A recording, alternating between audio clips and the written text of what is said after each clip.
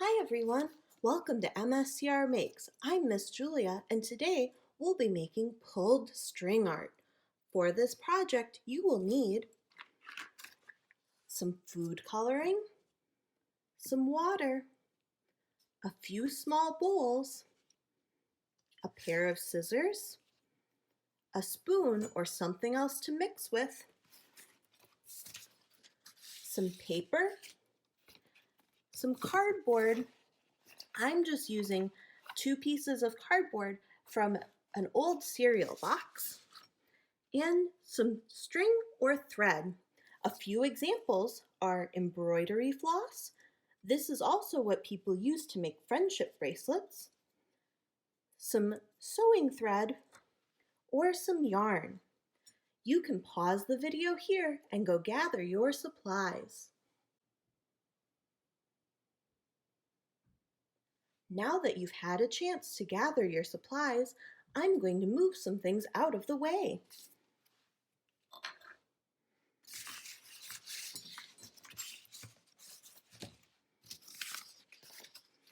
I'm going to start by preparing my food coloring. I'll take my small bowl and add in some water. Not a lot, just a little bit. Then I'll choose the color that I would like to make my project. I think I'll go with green today. I'm going to put in quite a few drops, probably about 10 to 20 drops of food coloring into my bowl with water so that I get a super saturated or dark color. Then I'll mix it up with my spoon.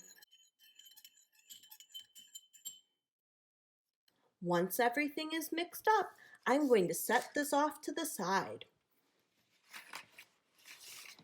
Next, I'm going to set up my area for the pulling part of the pulled string art. I'm going to take one piece of my cardboard and set it down flat on my work surface. Next, I'm going to get one of my pieces of paper and set it down flat onto my cardboard. Off to the side, I'm going to take my other piece of cardboard and keep it close by, and take my other piece of paper and keep that close by too. Next, I'm going to prepare either my yarn, string, or thread. For this one, I think I'll show you using this embroidery floss. I'm going to get a piece that's about as long as my arm.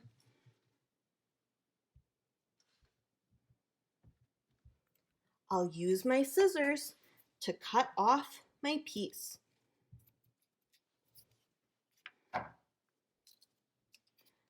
Next, I'm going to hold on to one part of my string, one of the ends, very tightly.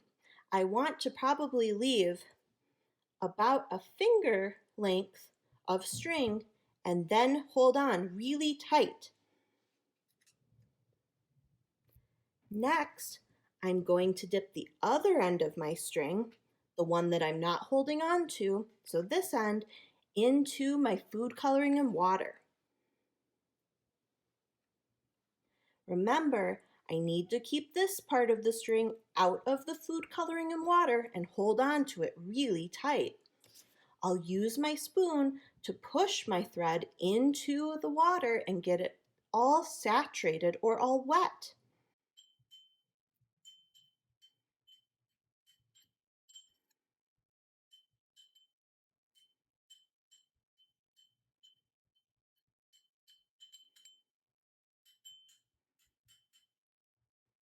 Once the part of the thread that I am not holding on to is all wet, I'm going to carefully lift it out of my water. Then I'm going to lay it down onto my paper. I'm going to try to make some loops or some squiggles so that it will look even cooler when I pull it. I want to leave this part, the clean part of my string, dangling off or out of my paper and cardboard so that I can grab hold of it. Next, I'm going to take my second piece of paper and put it on top of the first. Then grab my second piece of cardboard and put it on top of everything. Now I have like a giant sandwich of cardboard, paper, string, paper, and cardboard on top. Next, and you might want a grown-up to help you with this part, gently press down your hand to keep everything in place. You want to press down or apply enough pressure that everything stays in place, but not so hard that you can't pull out the string. Sometimes it's fun for you to push down and for your grown-up to help pull the string out. The next thing I'm going to do is grab a hold of my little tail string here really tight, and while I'm keeping pressure on the top piece of cardboard, pull my string. I want to pull the string all the way out. Now I can lift up my cardboard and paper and see my design. Whoa, that looks really cool. You can see where the thread laid down originally and where I pulled and the food coloring and water moved when I pulled my string. And I have two symmetrical mirrored prints. That's awesome. You can also do more than one on the same piece of paper. And if you're using the yarn instead of a thinner string like the floss or thread, you might have to do a few pulls with the same piece of yarn without adding more water. For example, I did this print with a piece of yarn. This was the first time I put it into my food coloring and water. This was the second time that I pulled it, and I didn't have to put even more food coloring or water on. And I got a third print too. I think they looked cooler as I went along. Well, I hope you enjoy making your pulled string art, and I'll see you in the next one. Bye!